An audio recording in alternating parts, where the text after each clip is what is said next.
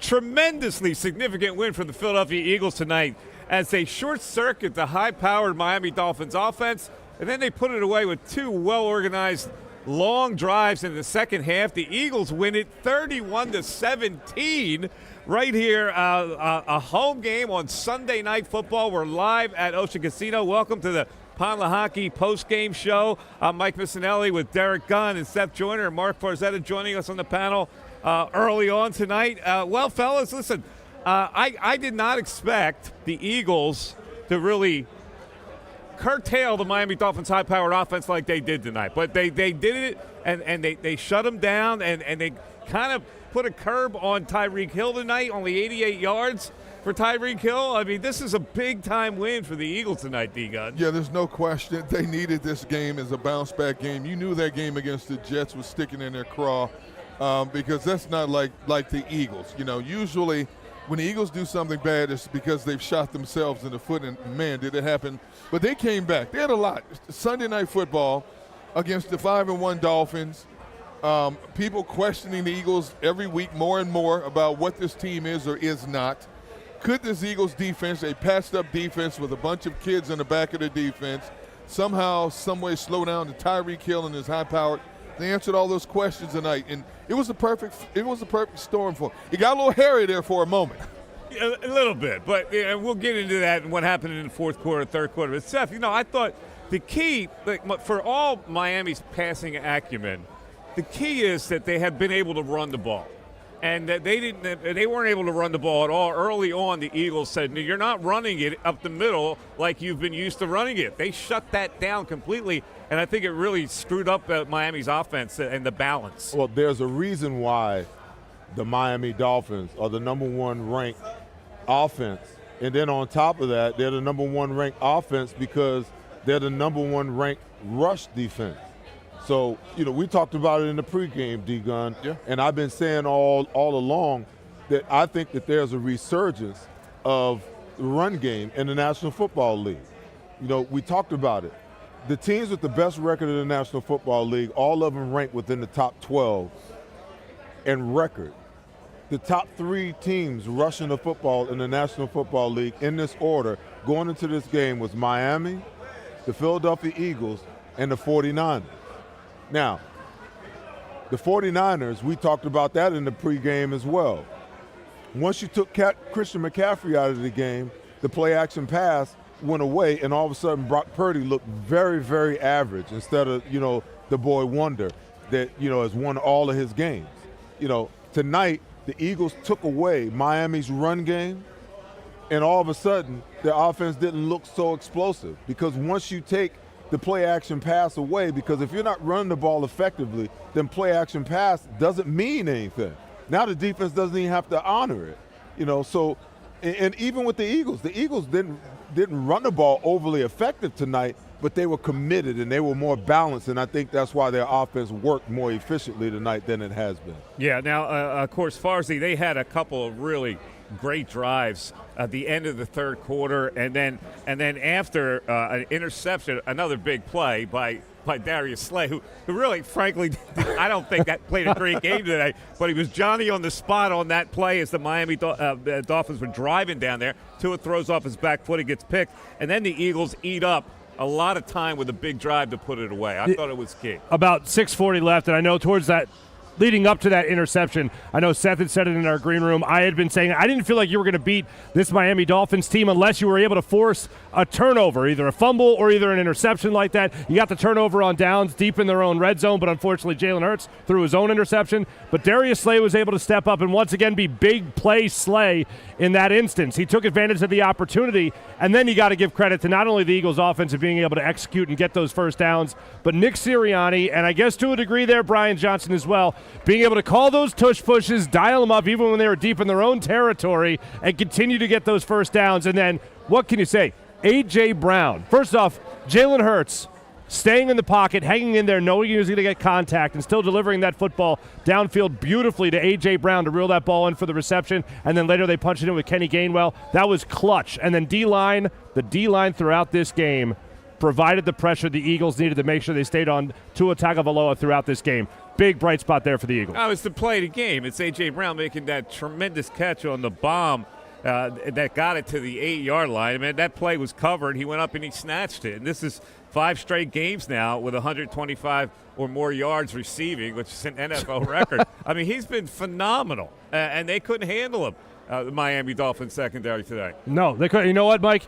I don't know if you're aware of this or not. These two gentlemen here in the middle picked the Dolphins today.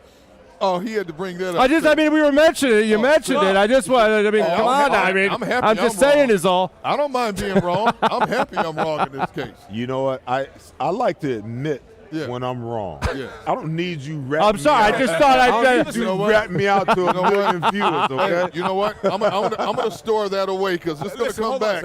It's gonna come back and haunt. It's not an outlandish prediction when you look at how the numbers matched up in this game, and the Eagles secondary being as depleted as it was. So what did you not expect to happen in this game that flipped the whole script on them? I mean, they kind of dominated the game by the end. So this is my take on it. So today, this one team, I've been telling you guys they've been a fraud all along, But today, we found out that there are 2 teams in the National Football League that have been really good through the first 6 games of the season that were exposed as frauds today. One of them was the Detroit Lions. I've been saying all along, I don't buy it.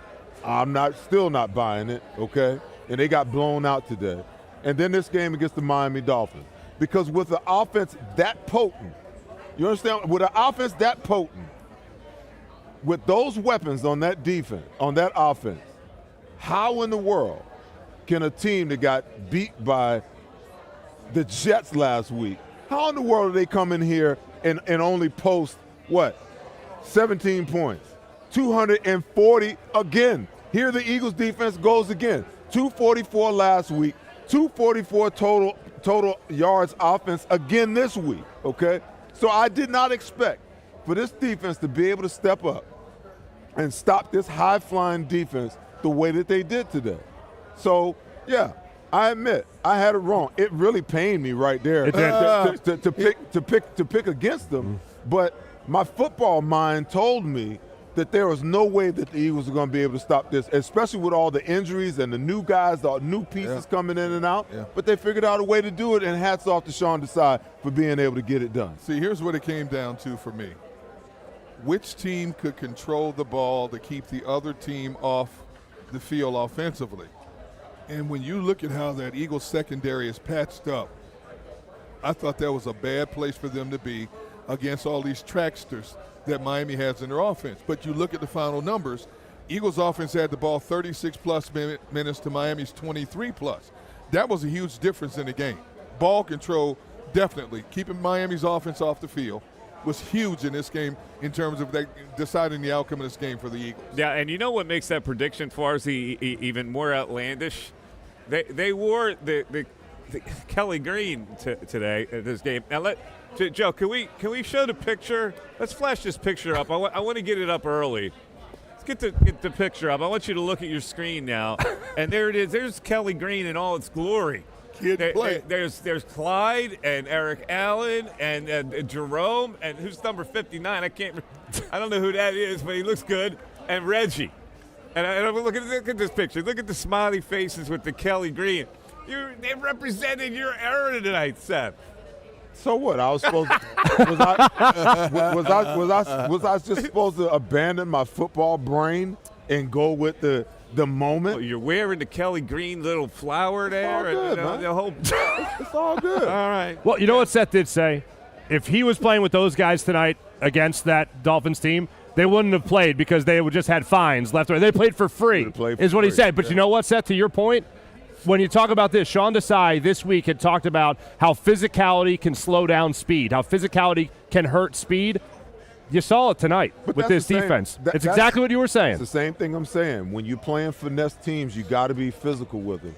The more physical you are, the less they want to play. And then I also said that, we talked about it in pregame, D-Gun and Farzy. I said that it's critical that the Eagles figure out a way to keep Miami below 10 possessions in this game. Right. They had 8 possessions in the game. I said they need to be around 7 or 8 in this game in order for them to win. You got to minimize those opportunities. The thing I love about what the Eagles did on offense tonight is they had 3 drives of 12 plays or more. That's huge. It's absolutely huge. You know, when you're playing against these high-powered offenses, you got to be able to control the time of possession. You got to control the clock and minimize the amount of possessions that the other team has and hope that you can get some sacks, cause some punts, get some turnovers along the way to help your offense. And the Eagles turned the ball over a couple times again.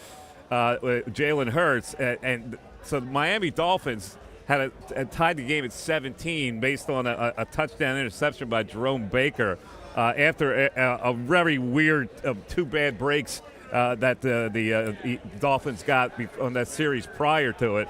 But here's the drive. I thought the drive of the game was going to be the one that put the Eagles up 24-17 with 15 seconds left in the third quarter. Big plays there with a 25-yard pass to Devontae, which was a big play, and a 3rd and 7 to Goddard. But it turned out that the bigger drive was the one that would follow after they got the interception on Tua. They went 83 yards in 13 plays, and there were a couple tush pushes in that series that got them first downs. That was completely key. I think that was the backbreaker for Miami. You know, Sirianni calls a timeout and decides to go for the tush push deep in his own territory. You know, that play is virtually flawless. You know, the only thing you worry about is please don't fumble the exchange between center and quarterback. They never do. That play is flawless. That's demoralizing in itself. Then you do it a second time on the same series. You know, and the defense is going, what the heck are we supposed to do? But, Mike, I'll throw this at you, and I'll throw this at you guys as well. In hindsight, I think the biggest question of the night is this. How is it so well hidden that Jalen was hurt leading up to this game? With all the media that tries to dig up information during the week, we find out that he got hurt in the Jets game. And nobody mentioned the fact that he's limping around the NovaCare complex all week. And then we find out he's wearing a knee brace later in this game. To me, that's the best kept secret of all time, because stuff like that doesn't go unnoticed by the Philadelphia media. John McMullen said it to Bill Colarulo and I at halftime, and he just kind of dropped it in there like this little nugget that we weren't going to talk. And it was a jaw-dropping. Wait, hold on a second. We hadn't heard that. Now, we had talked, and Mike, you had mentioned it many times before, about how he didn't look like he was the same quick runner that he had been in years past. And then you see him tonight not escaping the way he had escaped before, and you see him limping a little bit. You see him going into slides a little bit earlier than assumed. Even in that Bucks game you go back to, and he went down a lot earlier than he used to seeing him. But to your point, that stays hidden for so long, and it doesn't come out. It doesn't get talked about. And then you see him come out after the interception, his interception that got taken back for the pick six there. And all of a sudden, out of nowhere, you're talking about him running over the field, escaping pressure, and being able to deliver the ball downfield to Devontae Smith or A.J. Brown. So I guess that's why it was so well hidden, is because it seemed to come and go as the game went on. Yeah, it was reported by Jeff McClain, who covers the Eagles for the Inquirer, that he had put on a knee brace later in the game. We tried to look for it. It was probably more of a sleeve than anything on his left knee. But you're right. He wasn't as mobile as he had been in this game. But, you know, the Miami Dolphins were not ready for this moment. They just weren't. I mean, you know, they came in with all this hype. They weren't ready for the moment. They committed 10 penalties tonight. And they just seemed to be not the better team in this game. The Eagles completely showed themselves as the better team. And so you're right. Maybe the Dolphins are a little fraudulent. Maybe the fact that they really hadn't played anybody surfaced tonight against a really good defense. In all the years I've covered this Eagles team, and I've covered this team 26, 27 years, I've never seen them go through an entire game with no penalties. Miami had 10 penalties. The Eagles did not have 0. One penalty this entire game. I've never seen that before. Not one penalty. They were offsetting, but that was about it. That was it. Yeah. But no official penalties for the Eagles in this game. I've never seen that before. Oh, you better get ready next week. With Washington coming? Oh, they're going to have about 8 or 9 against Washington. Because that's going to be brass knuckles, shanks, whole 9 yards next week. Huge part of the game right there. And, Mike, what you were saying earlier about something that came out of this game that you didn't expect, I didn't expect Eli Ricks to play the game that he played. Yeah, he played well. You talk about the physical factor there as a cornerback tonight. Eli Ricks showed me something tonight. Gosh, can I just tell you guys something? Listen, sometimes the best thing you can do for a young player is cut his ass. I'm serious, man. I don't doubt it. Sometimes the best thing that you can do is like let him experience what it's like to be without the thing that you love the most. I know because I've been through that. I sat on my mom's couch and watched the first 2 games of my rookie season. And when I came back, I had a whole different perspective. So sometimes, you know, Eli Ricks is a guy who they tried to figure out could he play. They cut him, they brought him back, they put him on the practice squad, and now here he is with his opportunity. In my opinion, he's the only guy tonight, the only one that had the wherewithal to challenge Tyreek Hill. Mm-hmm. Everybody else was scared and playing off. Eli Ricks was in his grill all night tonight. Yeah, every time he was lined up on him, he challenged. You were not happy with the way Bradbury was playing or off the line of scrimmage. Or Slay. And also Slay off the line of scrimmage. But listen, I got to mention this just to keep it fair here. The Dolphins in the third quarter had a touchdown pass to Tyreek Hill that he just slipped out of his hands and he lost it. Lost control of it. The ball wound up going in the end zone, but he never really grabbed it. That was a touchdown right there. And then finally, on a 4th and 3, they threw to Cedric Wilson, and he obviously was grabbed by the face mask. That was a penalty they completely missed and didn't call. So that's one of the reasons why they had 0 penalties. But those 2 breaks killed the Dolphins there. Hey, listen. They were huge. That's kind of the way the game goes. I mean, go back to last week. Devontae Smith dropped how many passes? How many passes, ball bounces off of Dallas Goedert's chest? You know, I mean, things happen that way. Sometimes, you know, like what's the old Curtis Blow song, These Are the Breaks? These are the breaks. Sometimes you break get them. Break it down. Break it down. Sometimes you get them, sometimes you don't, man. I hear you. All right. Well, anyway, it was almost like the Dolphins' God was watching those 2 plays. So those 2 plays went against the Dolphins. Mike, and then an interception for a touchdown by Jerome Baker against the touchdown. I'll say this, too. I think the psychological side, the same way the Eagles went into last week against the Jets, you know, maybe overlooking them a little bit. I think maybe Miami came into this game and looked at how the Eagles played against the Jets last week and took them too light. Think so. That defense. They tried to run up the middle against that defense, which has shown every game that you can't do that. Well, listen, when you're the number 1 Russian offense in the National Football League, there's a mindset that you believe that you can run the ball anywhere you want to. But statistically, if you break down Miami and you look at their runs, they don't run the ball very well in between the tackles. No. But if they can get on the edges, that's really where they hurt you because they got, you know, Mostert is a track guy. Yeah. The other guy, Arcane, what's his name? Arcane, he was out. Okay, he's hurt today. Yeah. You know, but when they can get those guys on the edges and they can get the edge and get the wide receivers block on the outside, they can hurt you. But they really couldn't get outside today as much as they wanted to. And to what shocked me, D-Guns, they didn't try. The times where they did try. They're talking about it. And, well, the one series, most of that 36 yards on back-to-back carries. Yeah. Because they went to the outside. Yeah. I'm thinking, why would you not go back to that? Your only chance of staying in the game and keeping the Eagles' offense off the field was to go to the outside. 2 plays, they go to Mostert. He picks up 21 and 15 yards in back-to-back plays. They go back to running the ball inside again. Dumb play call. Mike McDaniel has been given a lot of credit for being a very good offensive play call. I thought that was very dumb on his part and how he shifted away from that.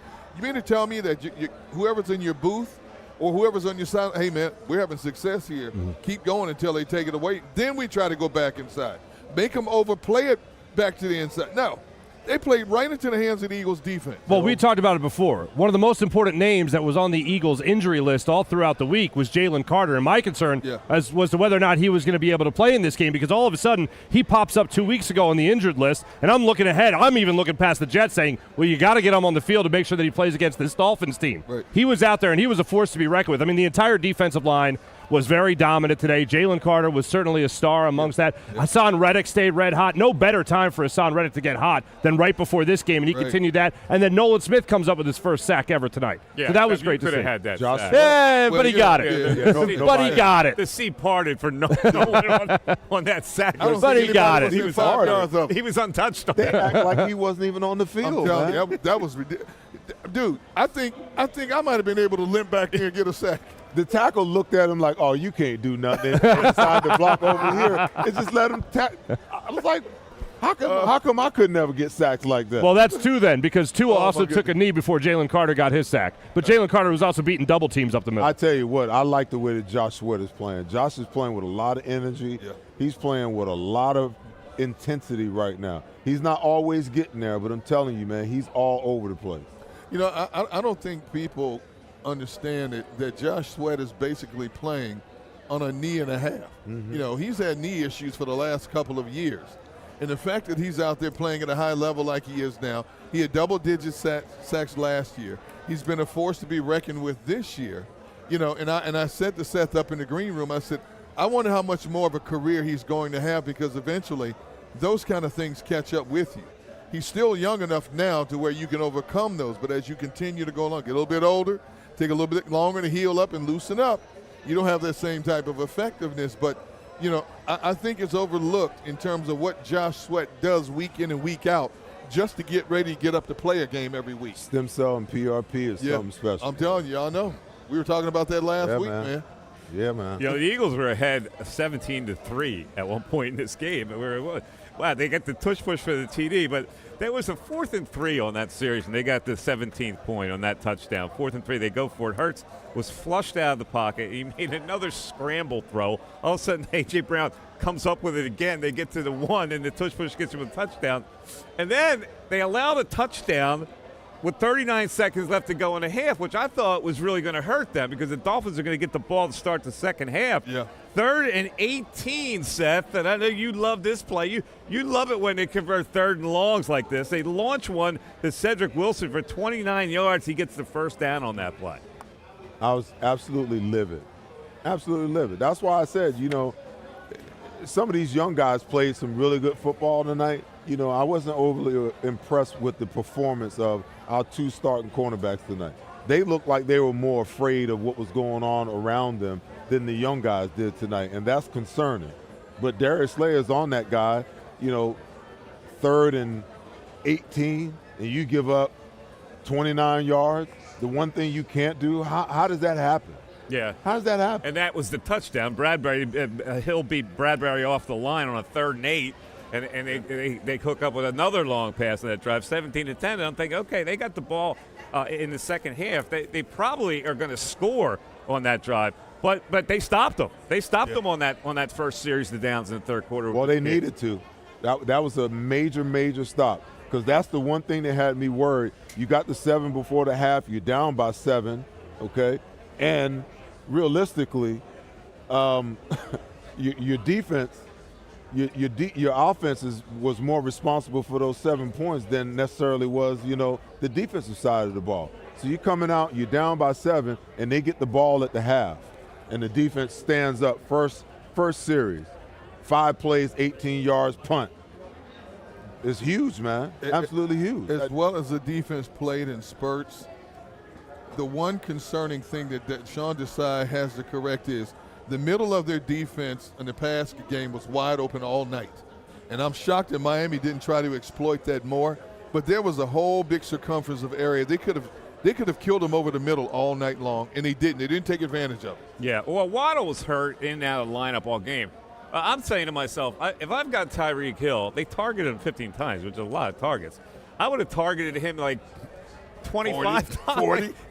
Every pass I'm throwing has got to be to Tyreek Hill. He looked like he was tired at some point to me, because there was critical times in the game where he was like actually on the sideline, and we were looking at each other in the green room like, why is he standing over there on the sideline? You know, It was after the drop. He goes over, he drops the ball in the red zone. Yeah. He goes over and starts standing on the sidelines. We're all wondering, well, where's he going? What's going on there? But no, after he scored that touchdown before the half, where he burned 3 defensive backs at the same time, looked like he hit the turbo button and just went. I thought they were just going to feed him for the rest of the game. Look, everyone knows going into the game you could beat your defense like that, but for him to actually do it in that particular instance over 3 defensive backs, I thought that was going to be their bread and butter the rest of the game. Turned out not to be the case. well, I think when you look at the structure of this defense, D-Gun, to your point, you talked about the middle of the field. They had major issues with that early in the season. Oh, yeah. And they rectified it, and it seemed like, you know, they just abandoned it tonight. The Dolphins really don't have a tight end. That's a middle of the field threat their middle of the field is crossing routes with Tyreek Hill, and he very rarely sits routes down. If he's going to cross, he goes all the way across. So what you saw Sean Desai do is you saw the linebackers get up in the B gaps and act like they were coming, and they drop out. But my thing is, all you got to do is a little play action pass, and you can get behind the linebackers like that because they can't get out fast enough. To your point, it was a major mistake on Miami's part not to take advantage of the middle of the field. Whether you took Tyreek Hill across or you brought Jalen Waddle and you sat him down, you could have sat him down right over top of the center all day long and ate right there all day. All right, how are we feeling right now about Jalen Hurts? We've been talking all season about how he's not as mobile as we saw him in 2022. Now, this is before it became aware that he was hurt. And it became more evident, obviously, the Jets game and this game because he obviously was hurt. I still have some reservation. Now, he made some big throws. That deep throw he threw to A.J. Brown that led to the touchdown to seal the deal. Oh, my goodness. He stood in there and took a hit and delivered a strike. Of course, incredible catch by A.J. But when you watch him take off and run, he's more calculated when he runs now. I don't know if that's by design. I don't know if the coaches have browbeat this in his head. Look, we need you to take care of your body. Don't worry about trying to get those extra yards. Like, we need you for 17 games, not 14, 15 games. Or if the hits he's been taking this season are catching up to him. And the team is never going to admit it one way or the other. And I'm sure one of the first questions Sirianni's asked tonight is, how bad is Jalen hurt? And he's going to downplay it because they got a big game coming up, divisional game coming up next week. So he's going to downplay it. But it's something to keep watching with Jalen in terms of his body language. I'm a little bit worried. In what respect? I'm worried because we are 7 weeks into the season, and there's not a whole lot of continuity offensively to what they do. You know, if they make the decision to run the ball, the offense seems to operate a little more efficiently, even if they're not, like tonight, they weren't great in the run game. But the offense seems to work a little more efficiently. I'm worried because, there are times when I look at this offense, the offense doesn't look like it has a whole lot of continuity to what it's trying to do. It's real difficult for me to look at, 12 personnel and for them to, go 2 tight ends to one side and then run a counter OT back to the weak side, and then they don't come back to that until later in the game, and they really don't capitalize off of that look again. That's called play coordination. If I'm going to run that play, then that means I've got another play that I can run off of that, a passing play, because I'm showing that picture to the defense. As a defensive player, I see that, they lined up in a balanced set, 12 personnel, 2 tight ends, both tight ends were off. They motioned this guy over, okay, and then they ran a counter OT. Well, where's the counter OT with the other tight end running the bootleg on the other side or some kind of pass play off it? Sometimes it seems like, they're just calling plays randomly or they're drawing it up in the dirt and there's no rhyme or reason to the play call and how they're doing it.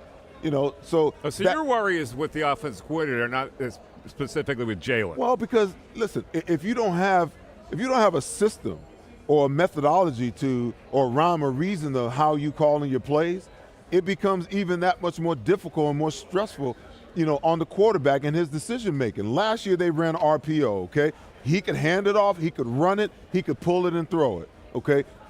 Now they know what they got. They could go RPO, pull it, come back and hit the slant on the backside. They had a myriad of different things that they could do, and he had options.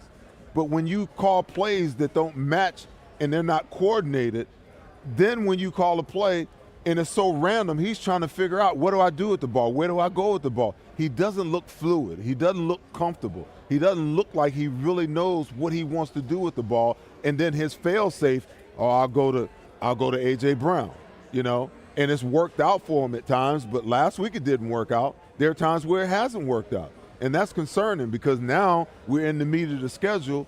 You're going to play some teams that might not be frauds. Like San Francisco's defense ain't a fraud. The Commanders' defense next week, they ain't a fraud. Kansas City's defense with Spagnuolo, he knows how to scheme you. They're not a fraud.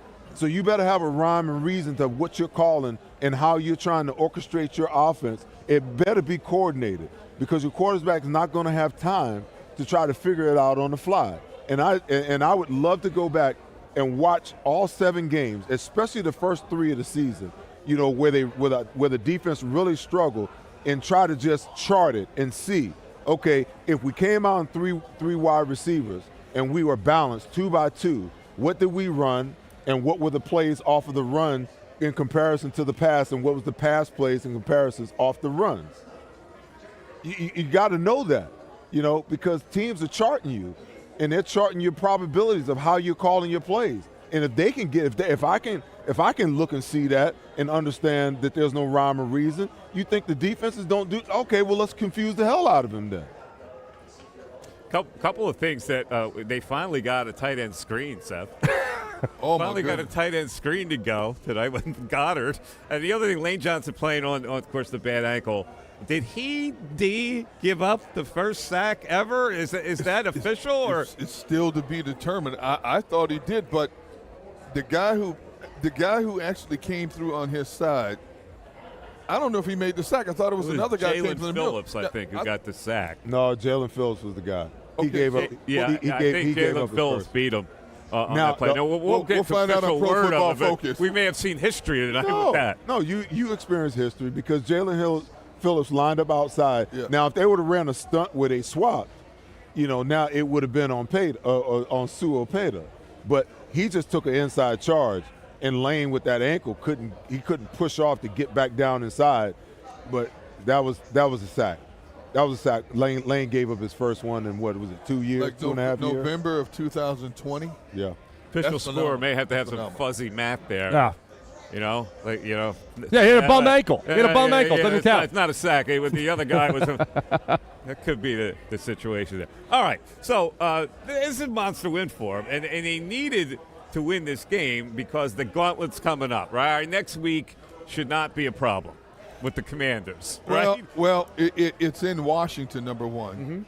Mm-hmm. Now here's a Washington team that's going to be ticked off because they were held to 7 points against the Giants today. Yeah, they stink, though. You know, that's why they were held at 7 points. Okay, they stink, but they scored 31 points in the Eagles' backyard. Yeah, but that's ancient history. Okay, well, I'm telling you, they got to go down there and play them. Okay, 1 o'clock game next Sunday.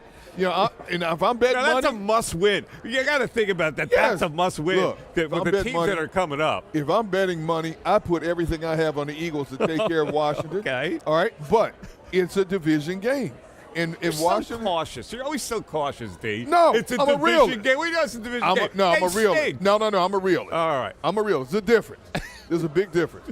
Dude, were you surprised they put up 31 in the Eagles' backyard and pushed them to overtime? Yeah. Were you surprised that a guy named Steve, a quarterback named Sam Howell, walked down the field and tied the game in the final seconds of the game? He played way over his head, and now the Eagles have kind of noticed that maybe if we play down to that level, that kind of thing's going to happen. I agree with you, but this is the Eagles team that's playing with a patched-up secondary. Every week it's a different group of guys. Any given Sunday rationale, D-Gun. Okay, Come on, I thought you were better now. How about New York Jets rationale? How about New York Jets rationale? Seth, talk to him. I'm done. Talk to him, Seth. I'm done. Well, what about Jalen Hurts in the fourth quarter, healthy, making throws, making plays, not worried. Jalen Hurts not making throws, turning the ball over, and not being healthy, I'm very worried. And if he's wearing a knee brace the whole game next week, when did he put the knee brace on? Second half tonight? The second half, left knee. It was in the third quarter. So he got hurt. Where it was reported he was wearing a knee brace. He got hurt in the Jets game, didn't put a knee brace on, tried to get through the first half of this game with no knee brace. All of a sudden, everybody's noticing he's limping. Okay. Okay? All right. Do we honestly buy this? Do we think this just happened with Jalen Hurts, that he just got injured? No, I know. Has he looked the same at all this year from what we have seen in years past? He's probably worn down a little bit. Probably worn down a little bit. They don't heal. If your knee is banged up, it's not going to heal from week to week. Of course not. So you asked the question earlier, Mike, about whether or not we're concerned. I'll put it like this. I'm not concerned about Jalen Hurts as much as I'm concerned about Jalen Hurts' health. Yeah. So the Eagles got to find some way to make sure that he is healthy going forward, and then maybe you'll see him regain that MVP caliber type play. So you were afraid of the Hawaii connection coming in here? I was not. Mariota versus Tua. I was not afraid.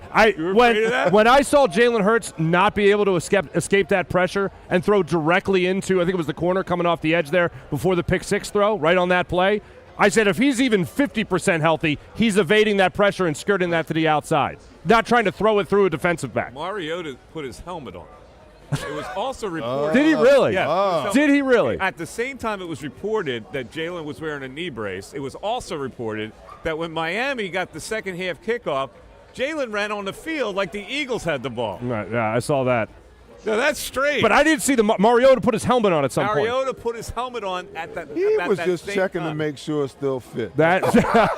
Hey, Farzi, think about this. Yeah.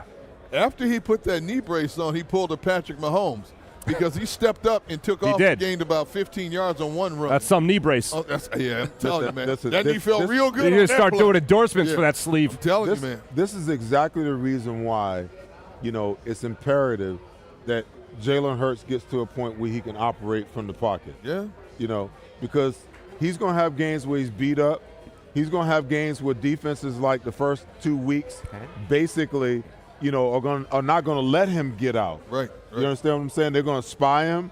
They're going to take their defensive ends up to quarterback height, and they're going to shut it down so he can't sneak through. They've got to get him to a point where he can operate strictly from the pocket.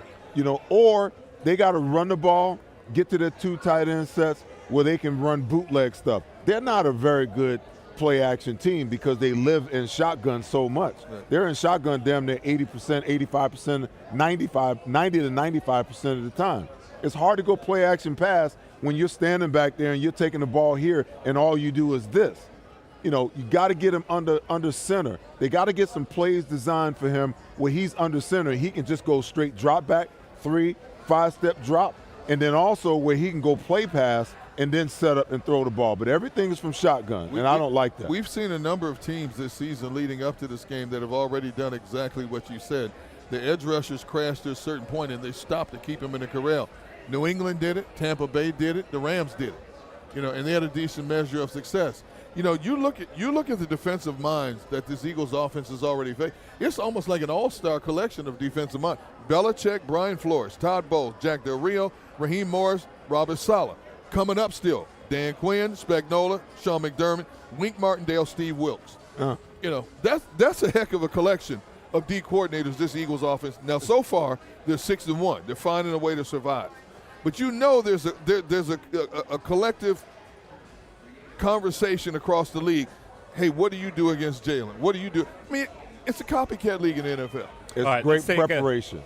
It's great preparation. Absolutely. Yeah. Because Absolutely. these are the types of defenses, if they can manage to get to Las Vegas, these are the kind of defenses they're going to have to beat. And, Steve Spagnuolo, I'm like, that's the one I really want to see. Right. Because he really created some issues for the Eagles in the Super Bowl last year with how he decided to go after Jalen Hurts. And there were times where, they kind of ran the loop and forced him one way and then had the spy go and get him and make him either throw it away or run out of bounds. So I'm curious to see. You played against the best coordinators. Curious to see how it continues to go. But these are the type of coordinators, D-Gun. I would much rather they play the gauntlet that they got to face than to play what, a Detroit Lions get to play what San Francisco gets to play. Right. Because when it comes nut crunching time, now all of a sudden it's a whole different deal when you got to play against the legitimate team. Miami, for that matter. They played against a legitimate defense tonight. Look at what you got. A 17-31 drubbing. All right, let's take a breath here. If you're looking higher right now in the IT and engineering, manufacturing, or technology fields, all you got to do is contact Gary Kane and his team at Kane Partner Staffing Solutions. And here's how you can connect.